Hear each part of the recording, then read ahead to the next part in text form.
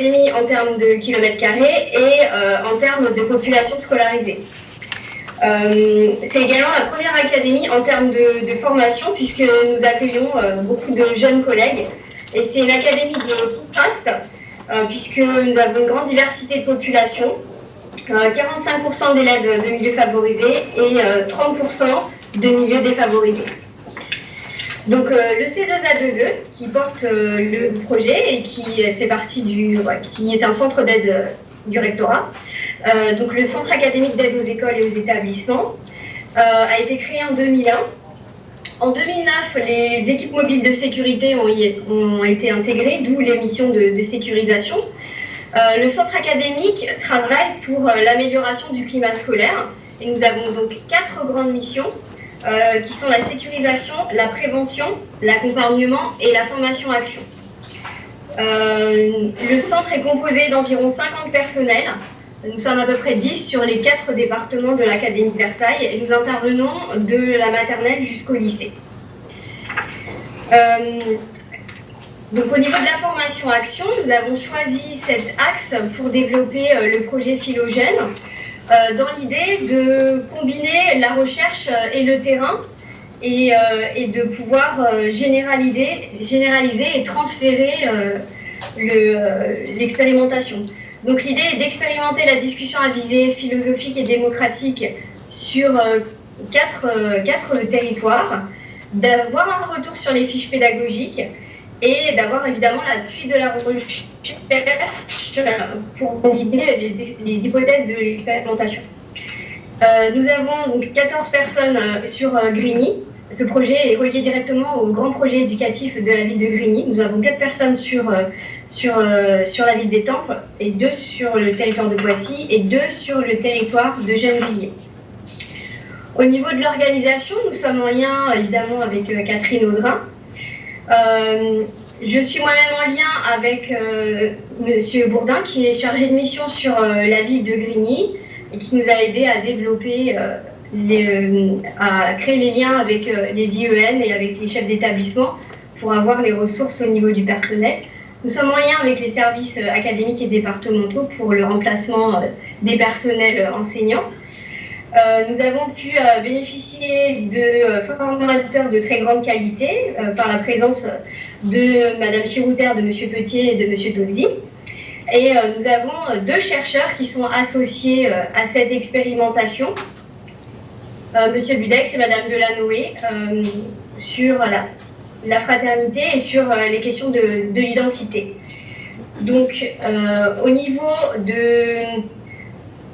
des enseignants, nous avons 25 personnels qui participent à l'expérimentation, répartis sur 6 collèges et sur 5 écoles, ce qui fait à peu près 12 enseignants du premier degré et 10 enseignants du second degré.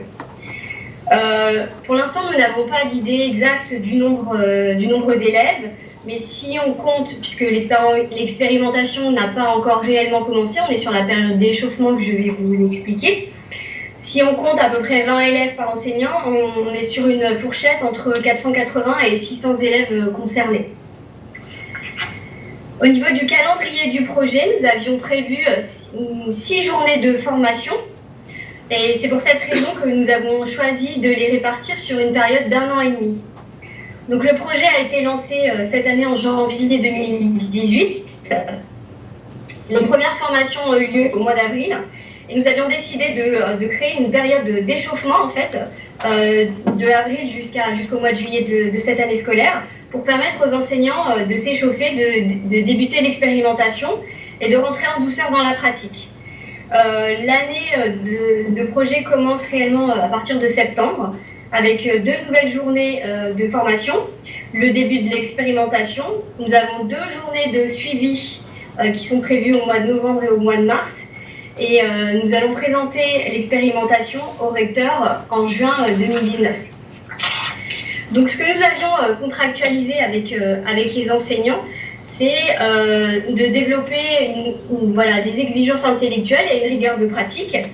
Nous avons également, quand nous les avons rencontrés, insisté sur la régularité de la pratique, sur le fait que nous attendions un retour sur les fiches philogènes, et sur le fait qu'il fallait qu'ils puissent permettre aux chercheurs ponctuellement de venir observer et de venir tester leurs hypothèses de travail.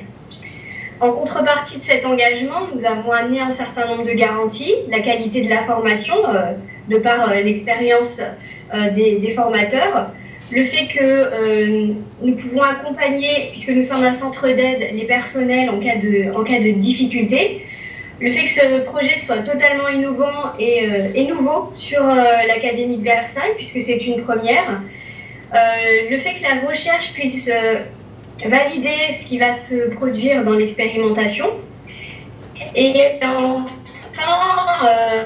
nous souhaitons faire bénéficier les personnes formées d'un diplôme universitaire pour pouvoir continuer l'expérimentation. Donc, sur le côté accompagnement, nous souhaitions pouvoir aider les enseignants au niveau de la recherche de support, de les accompagner dans ce changement de posture que constitue cette nouvelle aventure. Alors, au niveau du bilan de cette année, nous avons réussi à rencontrer toutes les équipes sur un territoire assez étendu, puisque l'Académie de Versailles est très grande. Nous avons créé un certain nombre de documents d'accompagnement, notamment des affiches, pour pouvoir présenter les projets dans les écoles. Nous avons également insisté sur le fait de communiquer auprès des parents sur ce qui se passe dans les classes pour que les parents soient informés et qu'il ne soit pas, qu'il n'y ait pas de malentendus sur les réflexions que pourraient avoir les enfants liées au questionnement par la pratique de la philosophie. Nous avons également créé un espace collaboratif dans lequel les enseignants peuvent trouver des ressources, notamment les fiches, mais aussi d'autres ressources. Nous avons, Christian Budex et moi-même, créé une fiche phylogène sur la fraternité. Et nous sommes en train de créer un édu-sondage. C'est un sondage qui reprend les critères d'évaluation des fiches pédagogiques pour pouvoir faciliter le retour et pour pouvoir analyser les données de manière plus facile. Nous avions un certain nombre de risques que nous avions anticipés, notamment les mutations de 2 personnes qui ont eu leur mutation en région en cours d'année. Donc nous sommes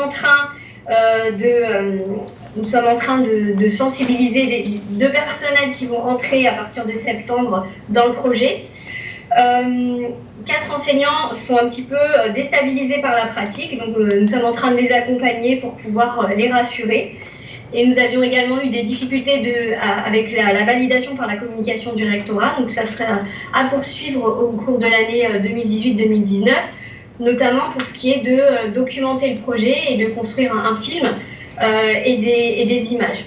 Donc je vous ai mis, je ne sais pas si vous le voyez, parce que comme je ne vous vois pas, c'est un petit peu compliqué, une affiche que nous avons produite, que vous voyez sur le diaporama, et une image de l'espace collaboratif sur lequel vous pouvez voir les différents dossiers, les liens que nous avons mis pour pouvoir faciliter l'échange des ressources avec les enseignants. C'est un espace sur lequel il y a un forum de discussion également, c'est l'idée qu'on puisse échanger de manière plus simplifiée. Donc pour 2018-2019, nous avons encore beaucoup de choses à construire puisque nous avons le suivi et l'accompagnement des équipes qui va avoir lieu, le suivi des chercheurs, le film sur l'expérimentation qui doit être construite, la participation à la Journée mondiale de la philosophie à l'UNESCO, la présentation de l'expérimentation au recteur, et puis surtout l'idée de pérenniser le projet et de développer de la formation de formateurs que nous allons construire l'année prochaine.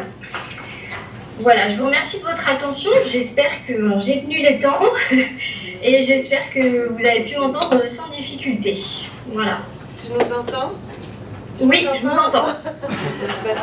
Alors,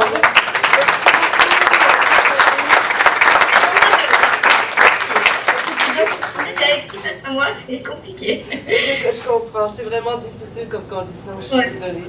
Mais on a très bien compris et on te remercie beaucoup. Est-ce que tu restes en ligne? Non, je vais décrocher. Ok, d'accord.